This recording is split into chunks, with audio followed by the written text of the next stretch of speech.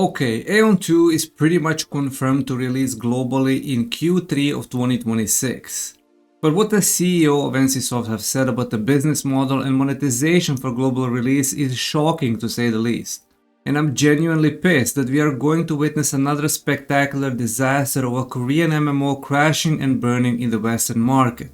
And before anyone tells me I'm being too dramatic or too negative, just hear me out. So NCSoft just dropped their 2025 financial report, and on paper AION 2 looks like an absolute monster hit in Korea.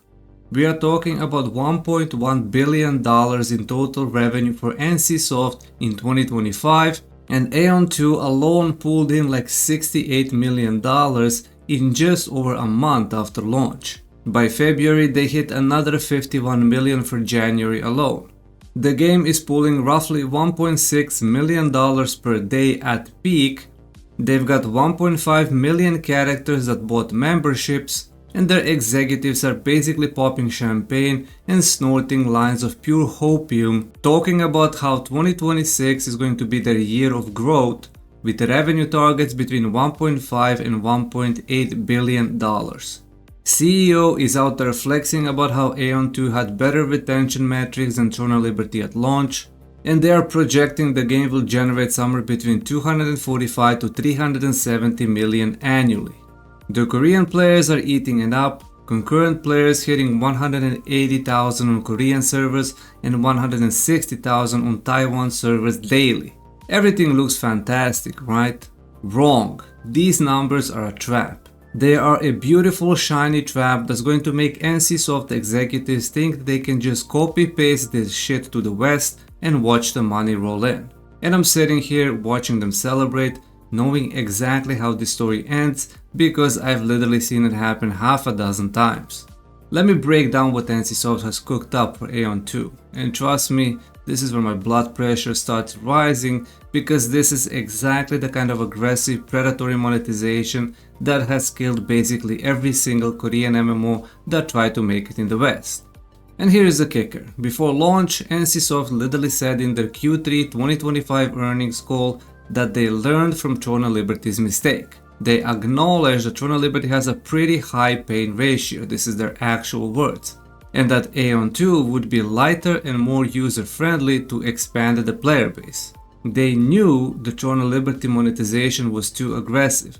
They saw the Steam reviews, they heard the complaints, and then they made AION 2's monetization actually worse. First, they've got not one but two separate subscription tiers. When most successful Western MMOs have moved to either pure buy-to-play or single optional sub, NCSoft looked at that and said, you know what, let's do two subscriptions and make them both basically mandatory. One is called Comfort Membership, which costs about $13 a month. This one is basically mandatory if you want to play a game like a normal human being, because it unlocks quality of life features, which is corporate talk for we have deliberately made the base game annoying as hell, so you'd pay us to make it not annoying. Because this shit includes access to the auction house, ability to trade with other players, storage access from anywhere, and the ability to convert premium currency to gold, which is pretty much straight up pay to win. The second one is called Content Membership, which is about $19 a month. This one is for the hardcore players who want to run more dungeons per day and basically progress faster. It's targeted at what they call progress-oriented players. This gives you double dungeon rewards, faster energy regeneration, more dungeon runs per day, better rewards in side content, and double time in PvP zones. If you want both of those, there's a discounted combo that runs you about $38 per month in Korea. And remember, these renew every 28 days, not monthly, so you're actually paying 13 times a year instead of 12. Very sneaky.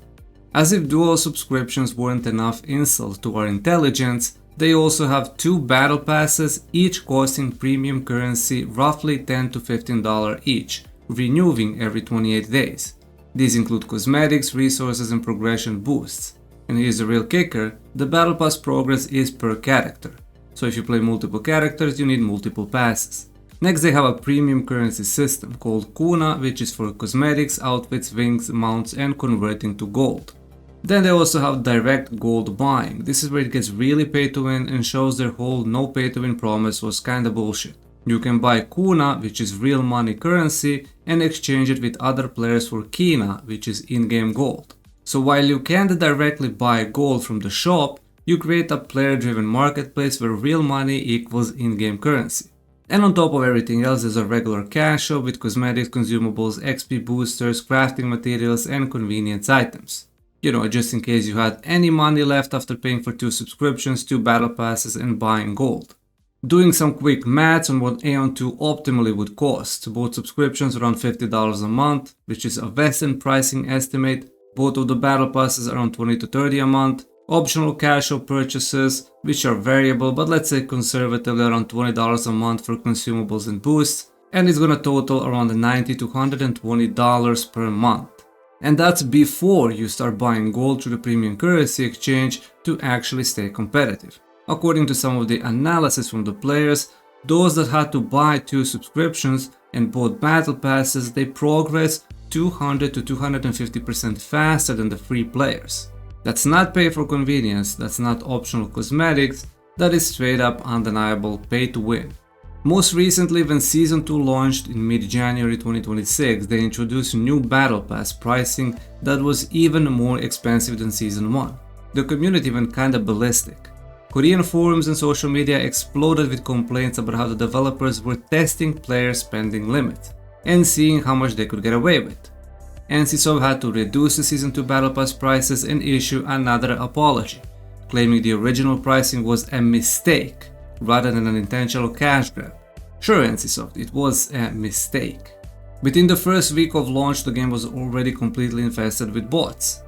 Despite implementing trading restrictions and requiring Korean phone verification, the bots found exploits through the auction house system and are now running absolutely rampant. The bots are so bad that they had to stop accepting new players for 2 weeks to handle workshops and bots. Just think about it, they had to close registration because they couldn't control the bot problem. Here's what really pisses me off. NCSoft literally just went through this exact same thing with Tron Liberty. That game launched in the West in 2024 with aggressive monetization and got absolutely torched by Western players. The criticism was so severe that NCSoft had to scramble and make changes. And what did NCSoft learn from that experience? According to their financial report, they learned that they should make AION 2 monetization less aggressive than Tron Liberty, but made it arguably worse. Look, I'm not trying to bash the game because I did kinda enjoy it for about 2 to 3 weeks. I played it as a casual free-to-play player and was able to reach around 2000 gear score. It has an overwhelming amount of content, the amount that could make you grind for 16 plus hours a day and you would still have stuff to do or grind for. The content is there, that's undeniable. With the current systems and monetization model, the game is simply designed for hardcore grinders and whales. Casual players won't be able to progress fast enough without spending real money, that's kinda the hard truth. And you know what happens when your game is designed around whales and grinders? The non-whales, the casual players, eventually get tired of being content for the whales and they leave. And then the whales have nobody to dominate and they leave. And then your game is dead. NCSoft has always been a greedy company that will do everything in their power to milk you. So I have absolutely no faith that they will adjust their monetization system for the global release. Because the CEO literally said in the earnings call, AION 2 was created with the game and monetization designed for the global market, so it is unlikely to change significantly for global launch. They're pretty much bringing the same monetization to the West. Maybe they will adjust prices slightly, maybe they will bundle the subscriptions with a small discount, but the fundamental model, that's staying exactly the same. The timeline is consistent, the player complaints are identical, the corporate response is the same, the outcome is predictable. I hope I'm wrong. I genuinely truly hope I'm wrong. I'd love nothing more than to write an apology post in a year being like, wow, NCSoft really figured it out and made smart changes and AION 2 is thriving in the West and I was completely wrong to be pessimistic. But based on everything we know, I just don't see it happening.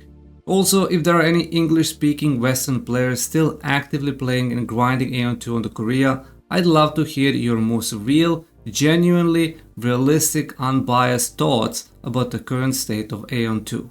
All the way from content to monetization. I want to hear everything, and I don't want to hear no glazing. I want you to be honest. Thank you for watching, and I'll see you in the next one.